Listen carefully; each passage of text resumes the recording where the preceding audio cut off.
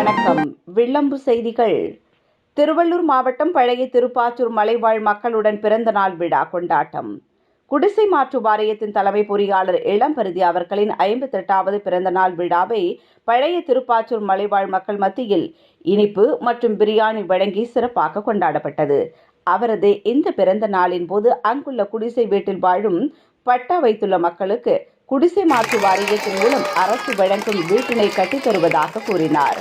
மேலும் இந்நிகழ்ச்சியில் திருப்பாச்சூர் ஊராட்சி சார்ந்த திமுக இளைஞரணி பொறுப்பாளர் லிங்கேஷ்குமார், ஊராட்சி மன்ற துணைத் தலைவரின் கணவர் வசந்தகுமார், நாகராஜ், தமிழன், புல்லரம்பாக்கம் கவியரசன், ஒளிதாஸ், இளவரசன், சந்தோஷ்குமார், பாரதி ரஞ்சித் மற்றும் அவரது நண்பர்கள் கலந்து கொண்டு அவரது பிறந்த நாளில் கேக் வெட்டி அவருக்கு மாலை அணிவித்து மிகச் சிறப்பான முறையில் பிறந்த நாள் விழாவை கொண்டாடினார்கள்.